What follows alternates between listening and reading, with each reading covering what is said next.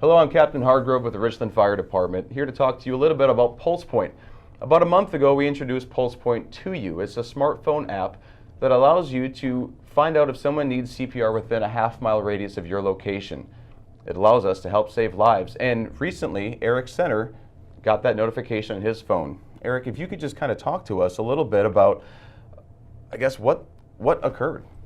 Yeah, so I was at a restaurant with some family and friends celebrating a birthday, and the notification came in. It was real quick. I had it on my watch as well, and it just simply said CPR needed, and the restaurant where the CPR was needed, and happened pretty quick. I just let my wife know next to me, hey, there's somebody that needs CPR down the street, and grabbed my brother-in-law, just said, come with me, and we started running towards the restaurant.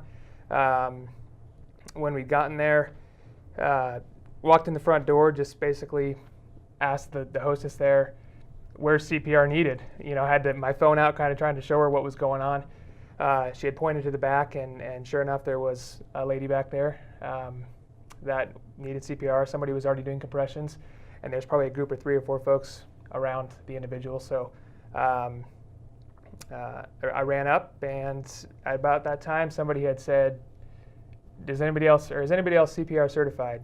And I said I am, and somebody was instructing the lady doing compressions when I arrived to switch out with me. So at that point we switched out, and I started doing compressions for probably a couple minutes before the medics got there. So I imagine the lady doing compressions probably was the first person to start doing compressions, and probably been doing those compressions for probably 2 to 3, 4 minutes. So I believe the individual was well taken care of from the get-go, and I don't know if she was a PulsePoint responder or not, but that's pretty much it. So when the alert came on your phone, what did it sound like? What happened?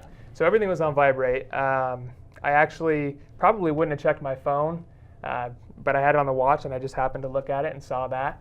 Pulled my phone out for more information to kind of confirm that was really happening, and sure enough, I had that. So it just kind of you have to make that split-second decision: do I go or do I not go? And you know, I think most people would make the decision to go. I think if you get put in the situation, you have the training, I think most people would step up and do that. So never thought it happened to me, but happened to me in the right place at the right time. Now, when we introduced PulsePoint, the reason we did it is over 1,000 cardiac arrests happen every single day.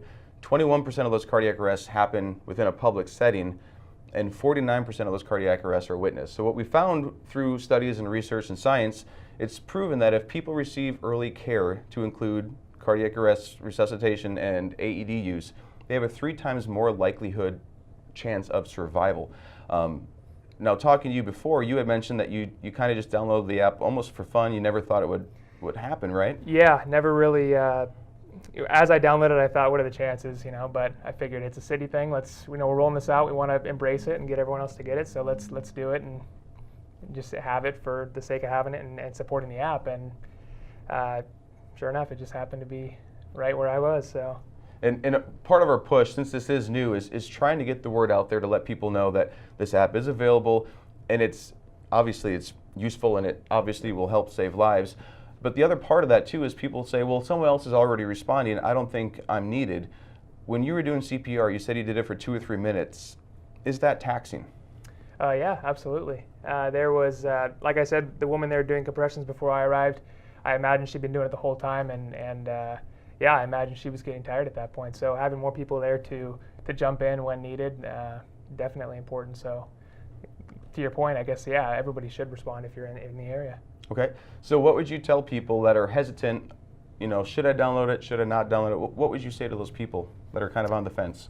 I would say definitely get the app. You may be in the right place at the right time, and even if you don't have, you know, your current certification card, maybe you've been through the training once or twice, or you just have a general idea how to do compressions, that you should get it, and you never know, you may be able to help and just increase the percentage of someone surviving. So. Yeah, and like you said, even if you have a general idea of CPR, what we try to emphasize is bad CPR is better than no CPR at all.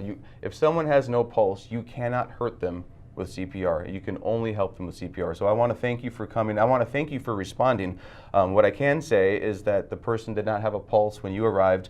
At arrival at the hospital, this individual did have a pulse. So What you did makes a difference. People who have PulsePoint, you will make a difference. We encourage you to go to your Google Play Store or your App Store, download PulsePoint today. Eric, thank you very much for being here. Thank you.